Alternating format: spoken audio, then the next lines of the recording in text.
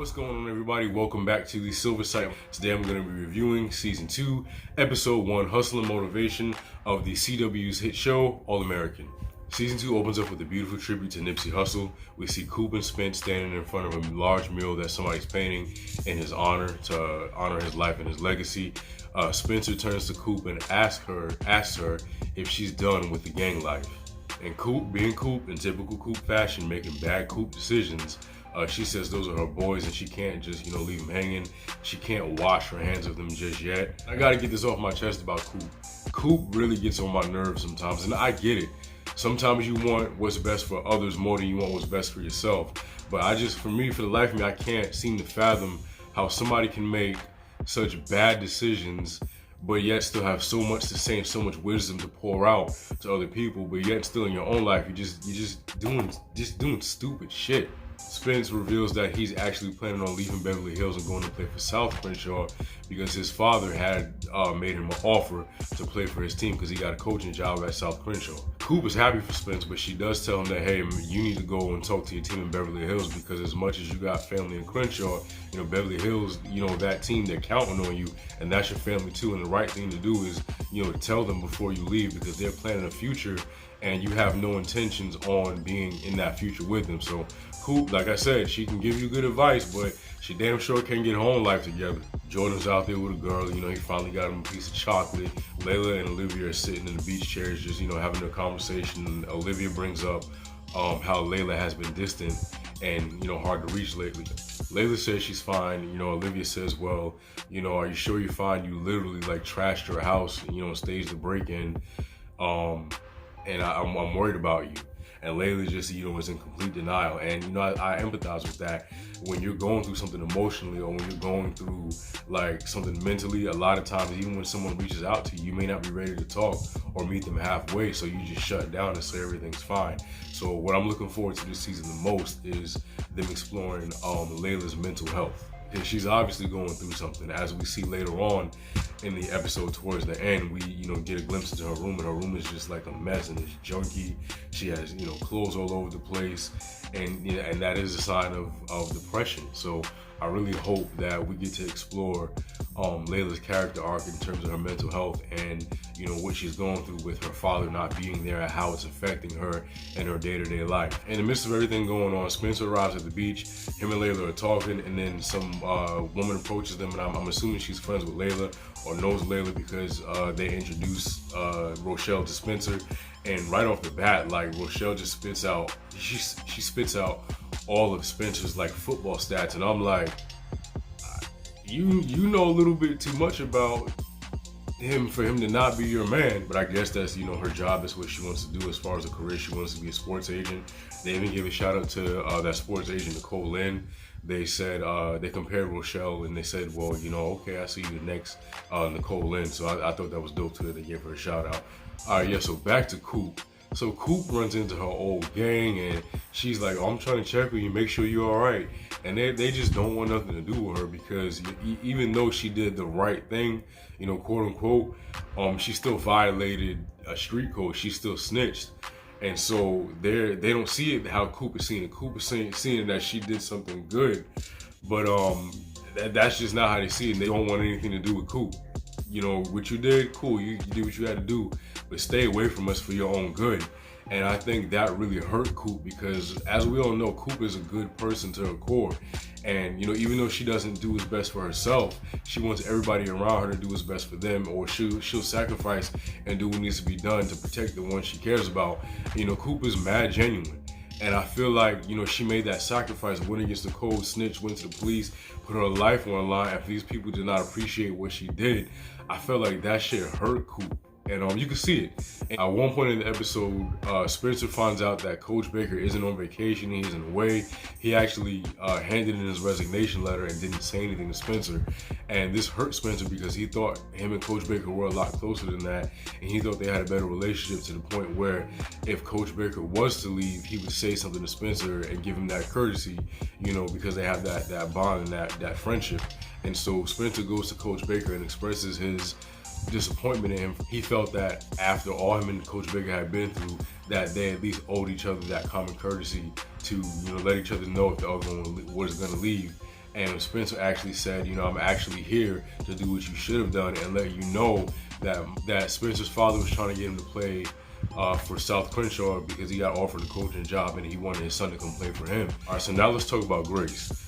Those of you who follow the Silver Site on Twitter, y'all know I absolutely love Grace. Grace is my favorite character, and Karima Westbrook to me just does a phenomenal job as portraying Grace. Favorite things about Grace and the reason why she's my favorite character is because whenever Grace is wrong, whenever she's done something that she's not supposed to do, whenever she crosses a line or a boundary, or she's just wrong.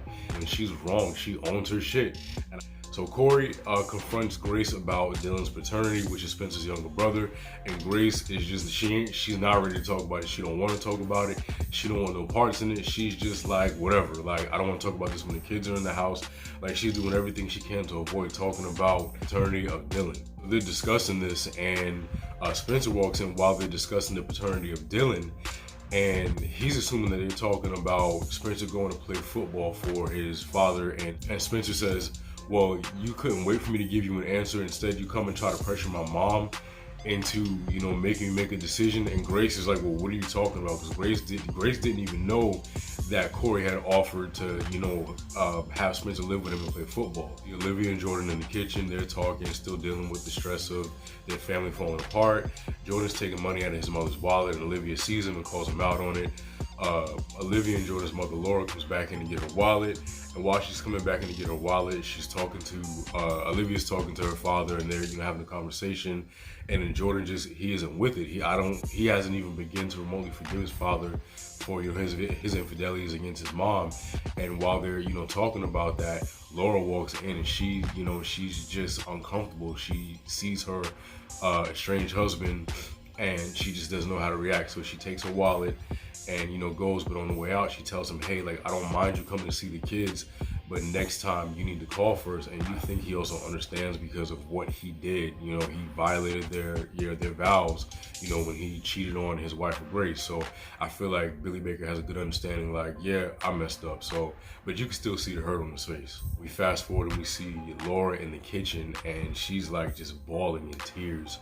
Before this, she had never broken down. I think at one point in the episode, I believe it was either Jordan or Olivia said that, oh, my mom is fine, she's great. She did a very good job of hiding her feelings and her sadness, but I guess, seeing her husband in the house, I guess she just finally broke down and couldn't take it anymore.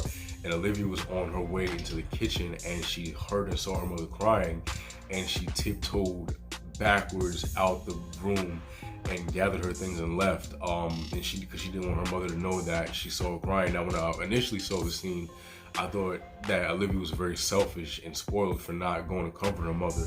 But as somebody pointed out to me on Twitter, it was more so of her wanting to give her mother a private moment, necessarily because she probably didn't want her kids to see her like that, and Olivia knew that. So it was more so her being respectful and giving her that privacy to grieve and cry, in peace without, having them worried about being strong. I kind of, after talking to people about, the layers of why Olivia did what she did, I kind of understand her tiptoeing out and letting her mom have that peaceful moment by herself. Rochelle also, at one point in the episode, I don't know when, because I don't care for her, but she actually tipped Spencer off that the athletic commission knows that Spencer does not live in Beverly Hills, and they were planning on doing a surprise visit. And so she gave him a heads up that Spencer takes that information back to his mom, Grace, and he tells his mom, hey, I don't want to ask Laura, can I come back and stay in her house after what happened, and I don't want to beg. And so Grace tells him, you're a king, you never have to beg for anything. And Grace actually goes to Laura, face-to-face, one-on-one, and, just has a one-on-one conversation with her. This conversation right here is why I love Grace. As I spoke earlier about Grace owning up to her stuff, she was really, real and transparent, and she owned up to her part. And took the blame for her role in the situation. At one point, she even said, well, I should have walked away because I knew Billy was married, but I didn't. And I'm here not for forgiveness, but to own up to my part and to take the blame for what I did in that situation with your husband, with Billy Baker. She also says that there's no excuse for what she did.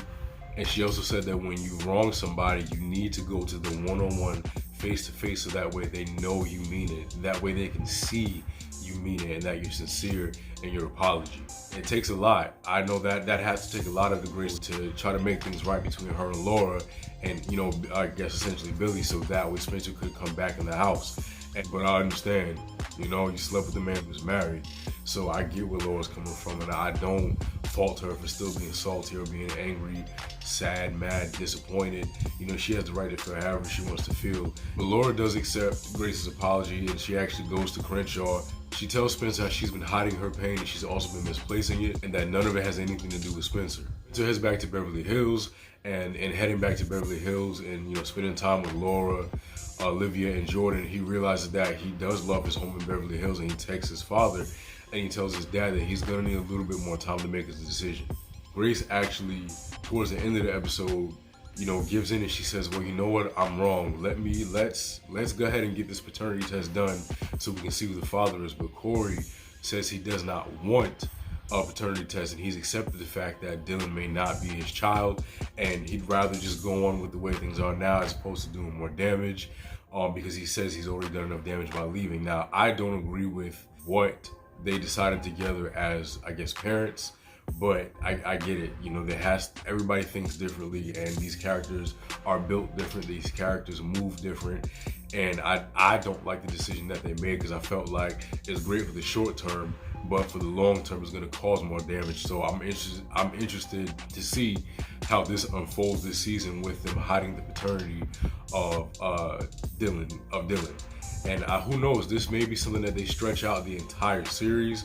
What I like about this show is it's good at both long-term and short-term writing. So if they want to address this season, they can. If they want to hold off and do it later on down the line, in other seasons they can too. So I'm glad that this is something that can go either way, but I still think it's a stupid decision. This is me not talking about the writing. I'm talking about just like the characters. Like, why would you do that? Why would you hide somebody's real father from them? But I'm sure they have their reasons, and I think they believe in their heart that what they're doing is right for Dylan and for everybody involved. All right, so this final scene, we see Corey at the bus stop, and there's I guess a high school age guy getting out of the bus station, and he walks up to Corey, and he gives him a hug, and I believe he says something like, thank you for convincing mom to let me stay with you, and he embraces him.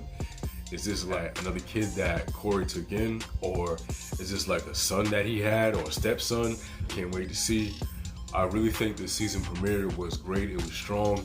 It did a little bit more world building, did a little bit more character building, and it showed potential for what we can see in the season coming. So I really enjoyed the season premiere. I can't wait for episode 2. I can't wait for episode 3. I can't wait, period.